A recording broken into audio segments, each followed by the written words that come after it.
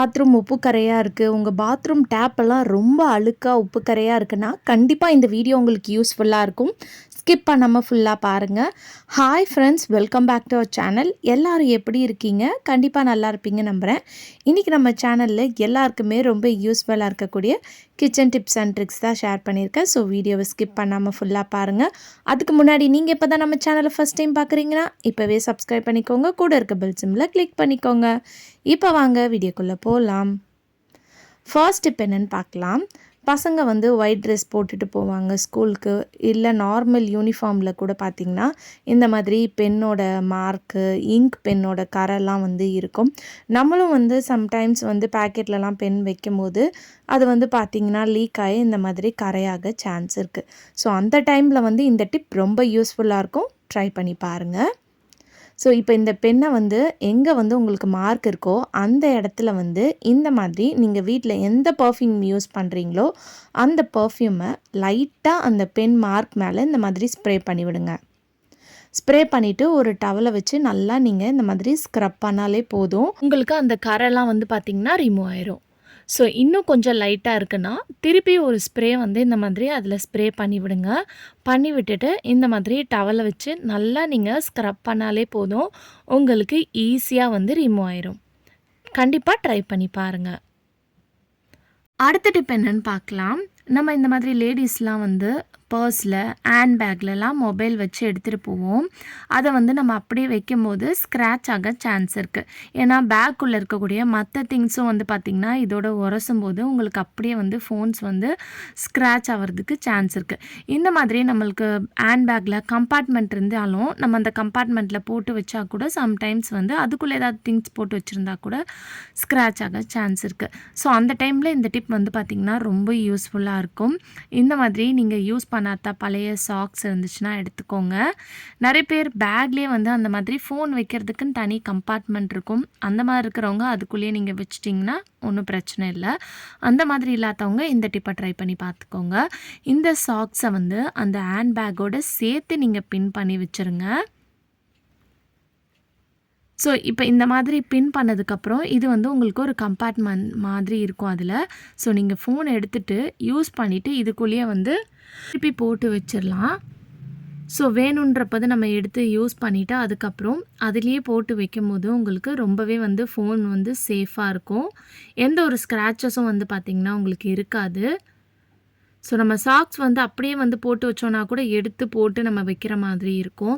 இது நம்ம பேக்கோடு இந்த மாதிரி பின் பண்ணி வைக்கும்போது அது பார்க்குறதுக்கு உங்களுக்கு ஒரு கம்பார்ட்மெண்ட் மாதிரி இருக்கிறனால நீங்கள் எடுத்து வச்சு யூஸ் பண்ண ஈஸியாக இருக்கும். ட்ரை பண்ணி பாருங்கள். டிப் என்னென்னு பார்த்தீங்களா, பசங்களோட சாக்ஸ்லாம் என்னதான் பேராக மடித்து வச்சாலும் சம்டைம்ஸ் வந்து பார்த்திங்கன்னா தொலைஞ்சு போயிடும். இப்போ இந்த சாக்ஸை ஒன்று சாக்ஸுக்கு கீழே இன்னொரு சாக்ஸை இந்த மாதிரி வச்சுட்டு வீடியோவில் காட்டும் போது உங்களுக்கு புரியும். இந்த மாதிரி ஃபோல்ட் பண்ணிவிட்டு வந்துட்டு எக்ஸ்ட்ராவாக இருக்கக்கூடியதை இந்த மாதிரி மாட்டி விட்டுருங்க. ஸோ இந்த மாதிரி மாட்டி விடும்போது உங்களுக்கு இந்த சாக்ஸ் வந்து 2 பேரும் ஒன்றா தான் இருக்கும். நீங்கள் எவ்வளோ தான் தூக்கி போட்டாலும் கலையாது. ட்ராவல் பண்ணும்போது கூட நீங்கள் இப்படி எடுத்துகிட்டு போகலாம். அடுத்த டிப்க்கு நம்ம எங்கேயாவது ட்ராவல் பண்ணும்போது இந்த சார்ஜர் வந்து இந்த மாதிரி ஒயர் தனியாக இது தனியாக வந்து நம்ம எடுத்துகிட்டு போவோம். அந்த மாதிரி போடும்போது இந்த சைடு போடுறதா இந்த சைடு போடுறதா வந்து நம்மளுக்கு கன்ஃபியூஷனாக இருக்கும். ஸோ போட்டு போட்டு பார்த்துட்ருப்போம். ஸோ அதுக்கு வந்து நம்ம வீட்டில் இருக்கக்கூடிய ஒரு நெயில் பாலிஷ் இருந்தால் போதுங்க. இதை வந்து நீங்கள் நம்ம இன்செக்ட் பண்ணுற அந்த சைடு மேலே வந்து இந்த மாதிரி பெயிண்ட் பண்ணி விட்டுருங்க. இந்த மாதிரி பண்ணி விடும்போது உங்களுக்கு அது ஒரு மார்க்காக உங்களுக்கு இருக்கும். ஸோ நெக்ஸ்ட் டைம் நீங்கள் யூஸ் பண்ணும்போது எந்த சைடு போடணுன்ற அந்த கன்ஃபியூஷனே இல்லாமல் நீங்கள் ஈஸியாக போட்டுடலாம். இதெல்லாம் ஒரு டிப்பாக நீங்கள் நினைக்கலாம். பட் இந்த மாதிரி சின்ன சின்ன விஷயம்லாம் தெரிஞ்சு வச்சுக்கிட்டிங்கன்னா நம்ம டைமை வந்து பார்த்திங்கன்னா நீங்கள் சேவ் பண்ணிக்கலாம். ஸோ உங்களுக்கு காலையில் டென்ஷனாக கிளம்புற டைமில் இது வந்து டென்ஷன் ஃப்ரீயாக இருக்கும். அதே மாதிரி சார்ஜ் இன்செக்ட் பண்ணுற சைட்லேயும் வந்து உங்களுக்கு எந்த சைடு போடணும்னு சொல்லிட்டு தெரியாது. நம்ம வந்து இந்த சைடாக அந்த சைடான்னு பார்த்து இந்த மாதிரி போட்டு போட்டு பார்ப்போம். ஸோ அந்த சைடும் வந்து நீங்கள் இந்த மாதிரி ஒரு நெயில் பாலிஷை வச்சு ஒரு மார்க் மாதிரி கொடுத்துட்டிங்கன்னா உங்களுக்கு ரொம்பவே யூஸ்ஃபுல்லாக இருக்கும். ட்ரை பண்ணி பாருங்கள். அடுத்த டிப்க்கு நம்ம யூஸ் பண்ணாத இந்த மாதிரி பாத்திரம் எடுத்துக்கோங்க. ஏதாவது நம்ம ஃபுட்டு வாங்கும் போதெல்லாம் கொடுப்பாங்க இல்லையா, அந்த கண்டெய்னரை எடுத்துக்கோங்க. இப்போ இதில் வந்து நான் சபீனா தான் எடுத்திருக்கேன். ஸோ இதை வந்து நான் ஒரு 4லேருந்து ஒரு 5 ஸ்பூன் வரைக்கும் சேர்த்துருக்கேன். இப்போ இது கூட வந்து நீங்கள் யூஸ் பண்ணுற டிட்டர்ஜென்ட் பவுடர், இந்த பவுடராக இருந்தாலும் பரவாயில்ல, அதையும் வந்து ஒரு 2 ஸ்பூன் அளவுக்கு சேர்த்துக்கோங்க. இப்போ இதெல்லாம் சேர்த்ததுக்கப்புறம் இது கூட வந்து பேக்கிங் சோடா வந்து நான் சேர்த்துக்கிறேன். பேக்கிங் சோடா, பேக்கிங் பவுடர் இருக்கும் இல்லையா, அதை வந்து சேர்த்துக்கோங்க. இப்போ இதெல்லாம் சேர்த்ததுக்கப்புறம் இந்த மாதிரி லைட்டாக நீங்கள் ஷேக் பண்ணாலே ஒன்றோட ஒன்று வந்து மிக்ஸ் ஆயிரும். இப்போ இதுலேருந்து கொஞ்சமாக மட்டும் இன்னொரு பவுலில் வந்து நான் எடுத்துக்க போகிறேன். ஸோ 1 ஸ்பூன் அளவுக்கு இருந்தால் போதும். இப்போ நம்ம கொஞ்சமாக எடுத்து வச்சுருக்கோம் இல்லையா, அந்த பவுலில் வந்து கொஞ்சமாக டிஷ்வாஷ் லிக்விட் வந்து நான் சேர்த்துக்கிறேன். இது எதுக்குன்னு பார்க்கலாம். இப்போ நம்ம பாத்ரூமோட இந்த மாதிரி டேப்லாம் இருக்கும், அந்த டேப்பில் ரொம்ப உப்பு கரை படிஞ்சு போயிருக்கும், ஒரு மாதிரி பார்க்குறதுக்கே பழசான மாதிரி இருக்கும். ஸோ அதை க்ளீன் பண்ணுறதுக்கு தான் நம்ம இந்த சொல்யூஷனை வந்து ரெடி பண்ணியிருக்கோம்.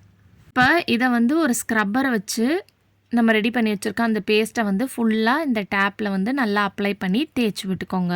உங்கள் டேப் வந்து ரொம்ப கரையாக இருக்குன்னா இந்த மாதிரி நல்லா தேய்ச்சி விட்டுட்டு ஒரு 5லேருந்து 10 நிமிஷம் அப்படியே ஊற விட்டுட்டு கூட நீங்கள் அதுக்கப்புறம் வாஷ் பண்ணிக்கலாம்.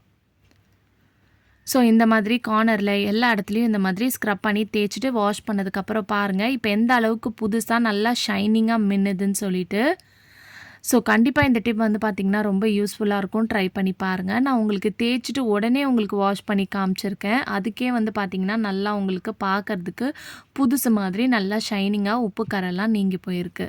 ஸோ நம்ம பேலன்ஸ் வந்து ரெடி பண்ணி வச்சுருந்தோம் இல்லையா, பவுடர் சபீனா, அதுக்கப்புறம் பேக்கிங் சோடா, டிட்டர்ஜென்ட் பவுடர், அதை வந்து எதுக்குன்னு பார்த்தீங்கன்னா உங்கள் பாத்ரூமில் இருக்கக்கூடிய ஃப்ளோரில் இருக்கக்கூடிய டைல்ஸை வந்து இந்த மாதிரி தூவி விட்டுருங்க. தூவி விட்டுட்டு இந்த மாதிரி ப்ரெஷ்ஷை வச்சு ஸ்க்ரப் பண்ணிவிட்டு தேய்ச்சி விட்டிங்கன்னா நல்லா க்ளீனாக பளிச்சுன்னு மாறிடும். ஸோ எவ்வளோ உப்பு கரையாக இருந்தாலும் இந்த டிப் வந்து கண்டிப்பாக நீங்கள் ட்ரை பண்ணி பாருங்கள். அதே மாதிரி பாத்ரூமில் இருக்கக்கூடிய டைல்ஸ்லலாம் வந்து பார்த்திங்கன்னா கீழே இருக்கிற சைடில் தான் ரொம்ப உப்பு கரையாக இருக்கும்.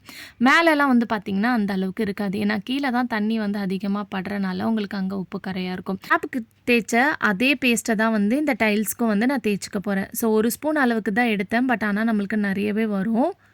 ஸோ நீங்கள் இந்த மாதிரி பண்ணும்போது கையில் வந்து க்ளவுஸ் போட்டுட்டு எப்போவுமே வந்து பண்ணிக்கோங்க. ஸோ இப்போ இந்த டைல்ஸ் ஃபுல்லாக அப்ளை பண்ணிவிட்டு இந்த ஸ்க்ரப்பரை வச்சு நல்லா தேய்ச்சி விட்டுட்டேன். தேய்ச்சி விட்டுட்டு நீங்கள் வாஷ் பண்ணிவிட்டு பார்த்தீங்கன்னா நல்லா பளிச்சுன்னு உங்களுக்கு இருக்கும். இந்த டிப்பை தான் நான் பாத்ரூமில் இருக்கக்கூடிய டைல்ஸ்க்கு வந்து 15 days ஒன்ஸாவது நான் க்ளீன் பண்ணிவிட்டு வரேன். டைல்ஸ் வந்து பார்க்குறதுக்கு நல்லா பளிச்சுன்னு ஷைனிங்காக இருக்கும். பாத்ரூமில் இருக்கக்கூடிய வாஷ் பேஷனுக்கும் நான் இதே சொல்யூஷனை மெயின்டைன் பண்ணி தான் வாஷ் பண்ணிவிட்டு வரேன். நல்லா பளிச்சுன்னு மெயின்டைன் ஆகிட்டே வருது. கண்டிப்பாக இந்த டிப் ரொம்ப எஃபெக்டிவாக ஒர்க் ஆகும். ட்ரை பண்ணி பாருங்கள். அடுத்த டிப் என்னென்னு பார்க்கலாம். இந்த மாதிரி அகல் விளக்கெல்லாம் நம்ம ஏற்றும் போது இதோட பேக் சைடில் வந்து பார்த்திங்கன்னா ரொம்ப எண்ணெய் அப்படியே தேங்கி தேங்கி நிற்கிற மாதிரி பிசுக்காக இருக்கிற மாதிரி இருக்கும். அதை அவாய்ட் பண்ணுறதுக்கு இந்த டிப்பை ட்ரை பண்ணி பாருங்கள். நம்ம வீட்டில் வச்சுருக்க நெயில் பாலிஷ் தான், அதை எடுத்துக்கோங்க. எந்த கலராக இருந்தாலும் பரவாயில்ல. அதை வந்து இந்த மாதிரி அதோட பேக் சைடில் வந்து நல்ல ஒரு கோட்டிங் மாதிரி பெயிண்ட் பண்ணி விட்டுருங்க. ஸோ இந்த மாதிரி பெயிண்ட் பண்ணி விடும்போது உங்களுக்கு அந்த ப்ராப்ளம் பிரச்சனைலாம் இல்லாமல் உங்களுக்கு ரொம்பவே யூஸ்ஃபுல்லாக இருக்கும். ஸோ கண்டிப்பாக இந்த டிப்பும் வந்து பார்த்திங்கன்னா ரொம்ப யூஸ்ஃபுல்லாக இருக்கும். ட்ரை பண்ணி பாருங்கள். ஓகே ஃப்ரெண்ட்ஸ், இன்றைக்கி வீடியோவில் நான் ஷேர் பண்ணியிருந்த டிப்லேருந்து ஏதாவது ஒரு டிப் கண்டிப்பாக உங்களுக்கு யூஸ்ஃபுல்லாக இருக்கும்னு நினைக்கிறேன். அப்படி யூஸ்ஃபுல்லாக இருந்துச்சுன்னா மறக்காமல் நம்ம சேனலை லைக் பண்ணுங்கள், ஷேர் பண்ணுங்கள், கமெண்ட் பண்ணுங்கள், சப்ஸ்கிரைப் பண்ணிக்கோங்க. தேங்க்யூ.